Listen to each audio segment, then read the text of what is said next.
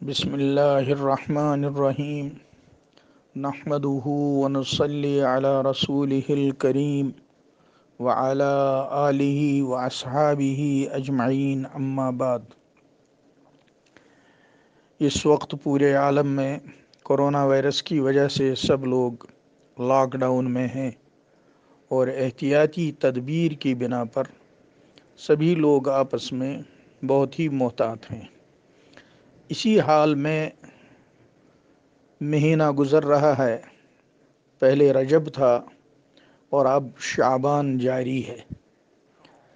رجب سے ہی ہمارے ائمہ کرام وہ دعا نقل کرتے تھے جس کو نبی کریم صلی اللہ علیہ وسلم نے ارشاد فرمایا، اللہم بارک لنا فی رجب و شعبان وبلغنا رمضان۔ اور جتنا رمضان قریب آنے لگتا ہے رمضان کے آثار محسوس ہوتے ہیں۔ شعبان المعظم میں بھی نبی پاک صلی اللہ علیہ وسلم سے روزوں کا اہتمام بھی ثابت ہے۔ اسی طرح سے شعبان کی نصف کی رات، جس کو عام طور عرف میں شب برات کہا جاتا ہے، یہ رات 14 کا دن گزرنے کے بعد غروب آفتاب پر شروع ہوتی ہے، 14 شعبان، اور 15 کی صبح تک رہتی ہے، صبح صادق تک۔ اس رات کے بارے میں تقریباً 10 صحابہ کرام رضوان اللہ تعالی علیہم اجمعین سے احادیث مروی ہیں، جن میں حضرت رسول رحمت صلی اللہ علیہ وسلم نے اس رات کی فضیلت بیان فرمائی ہے۔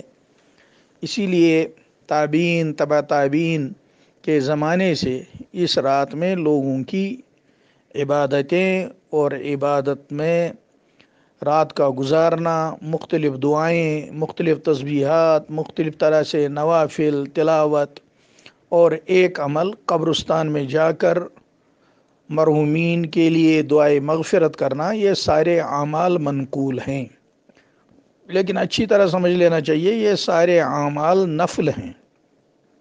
فرض کا درجہ الگ ہوتا ہے، نفل کا درجہ الگ ہوتا ہے۔ اگر کوئی آدمی نہیں کر پاتا تو اس پر کوئی لعنت ملامت نہیں کی جا سکتی، اور جو کرے گا اور کرنا چاہیے، خصوصاً آج کل ہم لوگ لاک ڈاؤن میں ہیں، اور اس لاک ڈاؤن میں ہم لوگ جس کو احتیاط کے طور پر استعمال کر رہے ہیں اس لاک ڈاؤن کو، اس میں اثر پیدا کرنے والی ذات اللہ تعالیٰ کی ہے۔ اللہ تعالیٰ ان احتیاطی تدابیروں کو نافع بنا سکتے ہیں، اور اگر وہ نہ چاہیں تو کچھ بھی نہیں ہو سکتا، کوئی احتیاطی تدبیر کارآمد نہیں ہو سکتی۔ اس لیے اس رات میں دعاؤں کا اہتمام کرنا چاہیے۔ یہ اللہ پاک کی مشیت ہے کہ دنیا میں دنوں کا، راتوں کا اختلاف ہے۔ ایک ہی وقت میں بر صغیر میں دن ہوتا ہے، اسی وقت میں بعض ممالک میں رات ہوتی ہے، کہیں صبح ہوتی ہے، کہیں شام ہوتی ہے، اور تاریخوں کا بھی اختلاف ہوتا ہے۔ اس میں ایک بڑی مصلحت یہ ہے کہ اللہ تعالیٰ ہر طرف کے طبقے کو اپنی رحمتوں سے مستفید کرنا چاہتا ہے۔ مثال کے طور پر آج 7 اپریل کو سعودی عرب میں 14 تاریخ ہے، وہاں جو ہی شام کو آفتاب غروب ہوگا تو یہ شب شروع ہو جائے گی۔ اور اس کے علاوہ بعض ممالک میں، جیسے ہمارے کشمیر میں آج 13 تاریخ ہے، ہمارے یہاں یہ رات کل کو ہوگی، یعنی 8 اپریل کو جب غروب آفتاب ہونے لگے گا اس وقت سے یہ رات شروع ہو جائے گی۔ اور بہت سے ممالک میں جیسے دہلی میں، بمبئی میں، ایسے ممالک میں یہ پرسوں ہے، کیونکہ وہاں آج 12 تاریخ ہی ہے، 13 تاریخ نہیں ہے۔ اس میں اللہ کی طرف سے یہ مصلحت ہے کہ اللہ ہر دیہات کو، ہر پہاڑ کو، ہر سمندر کو، وہاں کے رہنے والوں کو اپنی رحمتوں سے مستفید کرنا چاہتے ہیں، اور اس طرح سے پورے اوقات پر یہ چیز دائر ہوتی ہے۔ جیسے نماز کی اذان، نماز کے لیے اذان کہیں کسی وقت ہوتی ہے، کہیں کسی وقت ہوتی ہے، کسی ملک میں کسی وقت ہوتی ہے، 24 گھنٹے اللہ کی توحید کا نغمہ، رسول رحمت صلی اللہ علیہ وسلم کی رسالت کا اعلان، صلاح اور فلاح کا تذکرہ، اللہ کی کبریائی ہر وقت گونجتی رہتی ہے، راؤنڈ دا کلاک، دن رات۔ اسی طرح سے رحمت کی چیزیں اللہ پاک نے اپنے تکوینی فیصلے کے تحت ان کو بہت سے ایام میں دائر رکھا ہے کہ وہ دن اس طرح سے گھومتے ہیں کہ عالم کا چپا چپا اس رحمت سے استفادہ کرنا چاہے تو کر سکتا ہے۔ اس لیے جب بھی 14 شعبان کی تاریخ میں آفتاب غروب ہونے لگے تو یہ شب برات شروع ہے اور صبح صادق تک شب رہتی ہے۔ تو اس رات میں آج کل ہم گھروں میں جب فرض نماز پڑھتے ہیں تو نوافل بھی گھروں میں ہی پڑھیں گے، کہیں اجتماع کرنے کی ضرورت نہیں ہے۔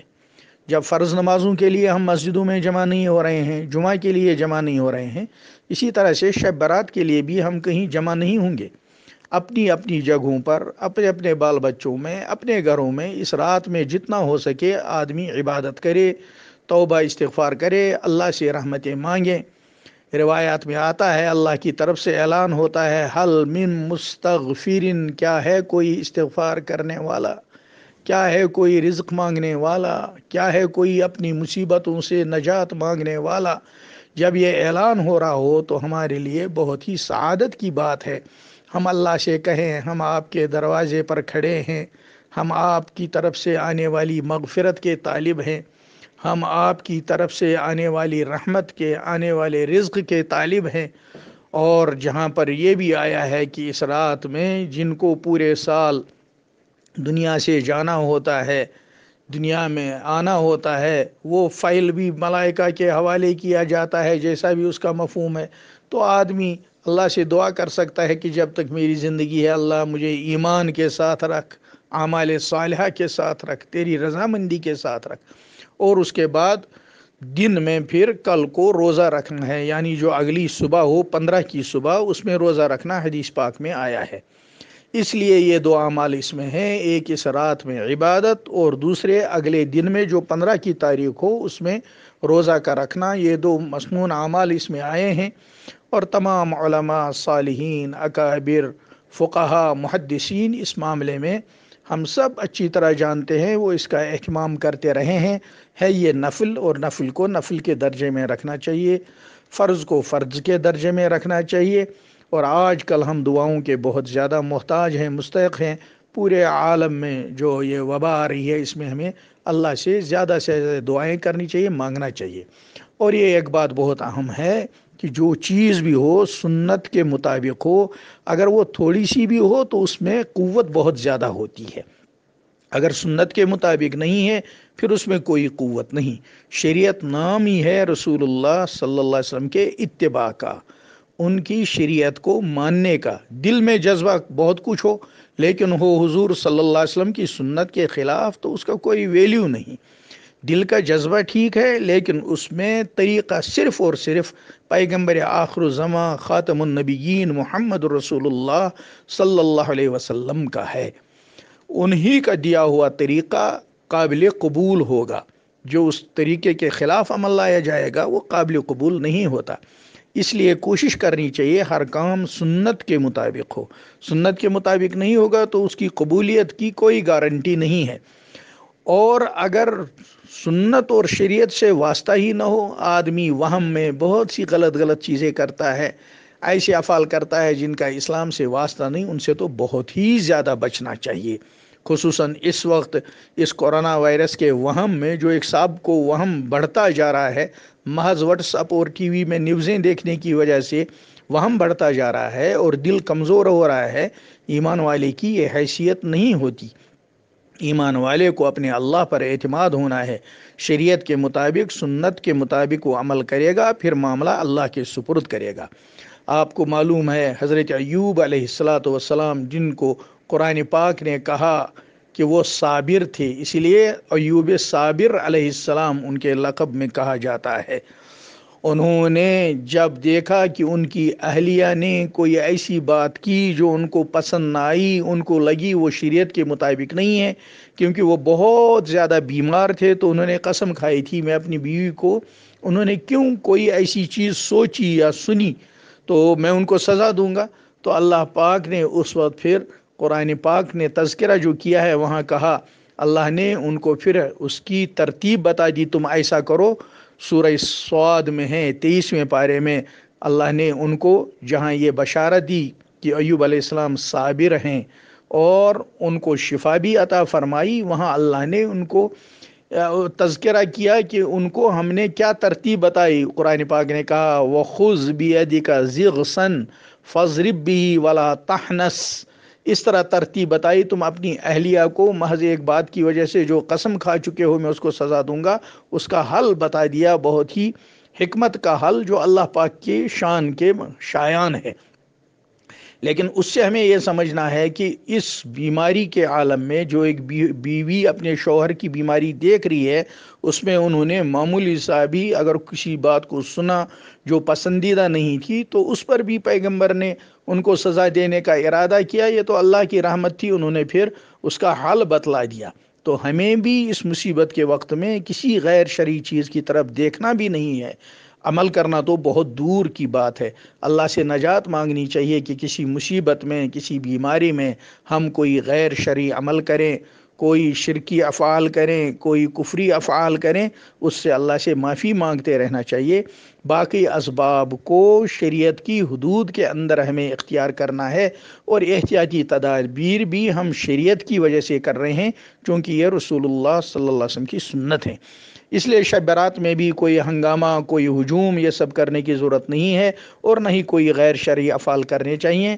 رات کو عبادت کرے آدمی، جو بھی اس سے عبادت ہو، تلاوت کرے، تسبیح کرے، نماز پڑھے، اللہ سے دعائیں مانگے، اور پھر دن میں روزہ رکھ لے۔ بس نوافل میں کوئی جماعت کا اہتمام نہ کرے، کوئی رسوم نہ کرے، اور اپنے اپنے گھروں میں ہی، چونکہ حالات ہی اس وقت عالم کے ایسے ہیں کورونا وائرس کی وجہ سے، اپنے اپنے گھروں میں اپنے بال بچوں کو بھی اللہ سے عجزاری کی طرف متوجہ کرے۔ اللہ تعالی ہم سب کو اس کی توفیق عطا فرمائے۔ وآخر دعوانا ان الحمد للہ رب العالمین۔